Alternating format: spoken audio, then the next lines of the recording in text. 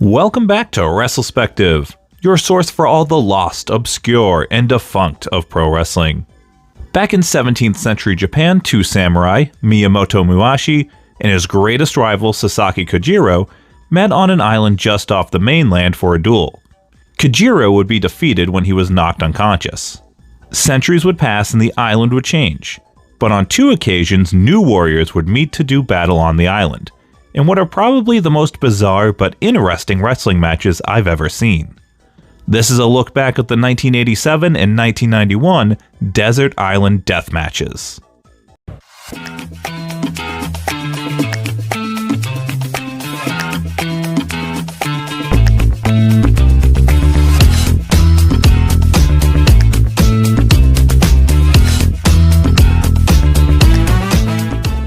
Ganrejima Island, also known as Funajima, about 10 minutes off the Japanese mainland, is one of the country's most interesting historical sites.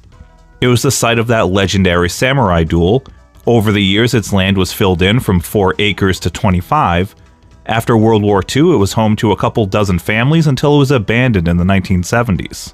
It's now uninhabited, but it's home to a public park, walking trails, a man-made beach, and a pair of bronze statues reenacting the duel between Musashi and Kojiro, immortalizing the battle hopefully forever. It's also been the site for 2 of the most interesting matches I think I've ever seen. In October 1987, Sato traveled to the island to take on his heated rival Antonio Anokei. Considering their history, the island was the perfect location for what has been deemed by some as their feud's blow-off. They wrestled each other from 1979 to 1989. This is, however, their last singles match as far as I can tell. At first, it doesn't even feel like a wrestling match. It's unreal, it's like Steve Austin's The Condemned or something. Anokei and Sato start at opposite sides of the beach, just staring each other down. No introductions, no cheering crowd, no streamers, just the 2 men preparing for combat, with the ocean view behind them. Eventually, they make their way into the ring. There's no bell, there's no referee, they just start. And it begins pretty much how you'd expect from these 2. Slowly. Anokei and Sato immediately start jockeying for position, trading holds, trying to establish control. And hovering right above the majority of the time is a helicopter. It's loud enough to partially drown out the commentary, not that I can understand Japanese anyway. It's kind of annoying at first, but it weirdly adds to the atmosphere. It definitely isn't a normal wrestling environment. This definitely ain't a match at Sumo Hall.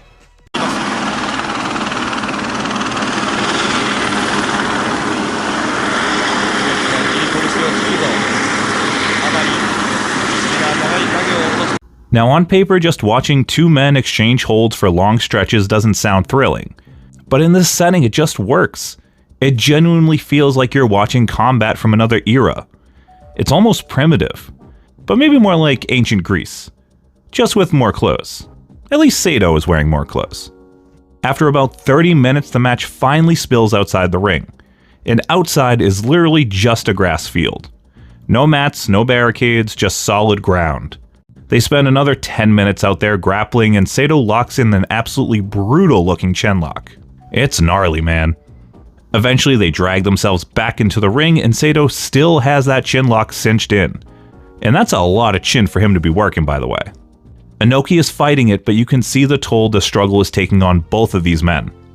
Then the visuals of the setting really start to set the match apart.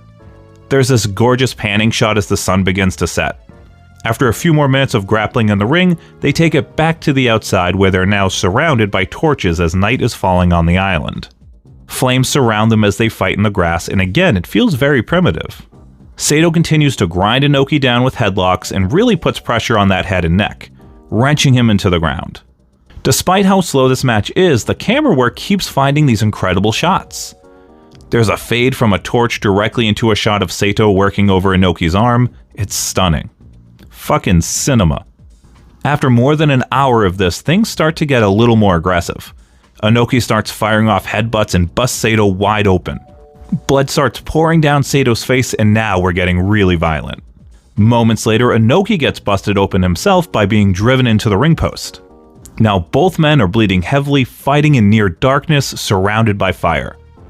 To try to create space, Anokei grabs a log and smashes one of the torches, sending embers flying straight to Sato. What a great visual. Sato, now a complete mess, still manages to summon enough strength to nail Anokei with a devastating backdrop driver. And at this point, the match has fully transformed into something that feels closer to a horror movie than Purisu. Two bloodied men stumbling through the dark, refusing to stop. We're almost at the 90-minute mark and the helicopter is gone and the commentary is less frequent, so there's just this quiet that makes it all so eerie. And that quiet makes everything even more unsettling. The fight is amplified, the silence, as they say, is deafening.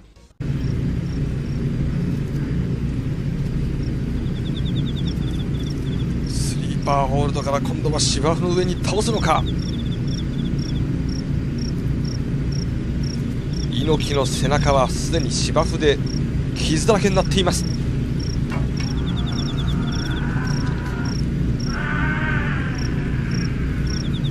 うめき声を上げるマサ斎藤。And then it's over. Anokei finally puts Sato to sleep. No pop from the crowd, no victory poses, he just walks away completely spent before collapsing from exhaustion after more than 90 minutes of combat. While nothing spectacular happens in the match, the story of the struggle and the visuals are really what make it interesting. I don't do this very often, but I was curious what other people think that have seen the match, so I checked the cage match comments. Overall, the comments are not fond of this one, but my favorite is as follows. Maybe the worst match in the history of wrestling, because not only is this dreadfully boring, it's also 103 minutes long. I'm trying to think of all the wonderful and fulfilling things I could do with those 103 minutes if I could have them back. I could watch a movie I've never seen before. Maybe discover new music. Perhaps enjoy some sex with my lovely wife. Stare at a wall for an hour and a half. And ponder the meaning of life. The possibilities are endless. And they are all better alternatives than this. While I disagree, that's how I felt about the Orton and Edge greatest wrestling match ever, or whatever that snooze fest was at COVID Mania. While both of those matches are slow without a lot happening, at least the setting for the Anokei-Sato match was unique. Honestly, even if long, drawn-out matches aren't your thing, I still suggest checking it out, if for no other reason than its oddity status. So I discovered that Anokei-Sato match maybe a year or two ago. Then in late 2025, I found out there was a second Desert Island Death match between Hiroshi Hase and Tiger Jeet Singh. Just seeing those names really piqued my interest. Hiroshi Hase is the perpetrator of the Muda scale, and Tiger Jeet Singh is a wild man in the same club with the likes of Abdullah the Butcher and the Sheik. I had high hopes and I was not disappointed. It's December 1991. This time around we get to see the competitors arriving to the island.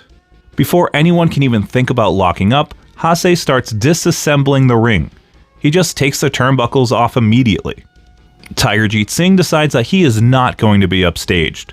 He walks back to his tent and sets it on fire. There's no telegraphing it, we don't see it, he just walks in and the thing goes up in flames. Then, and I still can't believe this is real, Tiger Jeet Singh emerges from the fire holding his sword, which is also on fire. It's absolutely wild. Eventually, through the drifting smoke, they finally get into the ring and the match begins. And much like Anokei and Sato, once the match starts, they don't rush things. They begin with holds. Unlike Anokei and Sato, however, they don't waste much time before taking the fight outside. Once they're on the grass, things turn ugly fast. Tiger Jeet Singh starts unloading with stiff punches, and before long, Hase is busted open. And then Jeet Singh just starts strangling him. But Hase ain't going out like that. He fights back and gets his hands on what looks like a hammer, or something hammer-shaped, and starts his own attack. Jeet Singh is busted open now, and suddenly the momentum shifts. Blood, sweat, fire, smoke, hammers, this match has everything. Hase follows it up by absolutely lighting Jeet Singh up with chops. You can almost feel them through the screen. And this is where the match hits another gear. There's a moment where Hase locks in a chinlock, and it should just be your typical rest hold, but again, it's brutal. It looks so painful. And then finally, the disassembled ring cables come back into play and become an implement of violence. Of course they do. If you show a gun in the first act, you gotta use it in the third act. There's been so much going on in this match, and I love it. Hase hits a beautiful backdrop driver, then almost immediately follows it up with a side slam. And that's it. No drawn-out finish, just slamming a dude around after a brutal fight. Tiger Jeet Singh is stretchered out, In Hase, he walks away looking like he just fought for his life. There's a lot of differences in these matches, like the pace, the methods of attack, but it's the same island, the same isolation, the same idea that the match isn't meant to be entertaining per se. It's meant to feel like a fight, a struggle. It's closer to a combat ritual than a wrestling match. You don't remember these matches for the moves or the finishes, you remember everything else. I honestly wish there were more unique matches like these, that aren't designed for big spots but to make you a little uncomfortable. It's a more realistic violence. Let me know your thoughts about these matches. Have you seen them before? Are there any other outside-the-box matches like these you enjoy? Put them in the comments. If you'd like to help to support the channel, you can do so by subscribing or finding me on social media, either here or here. I'm Scott from Retrospective. Watch wrestling, love wrestling. Thanks for watching.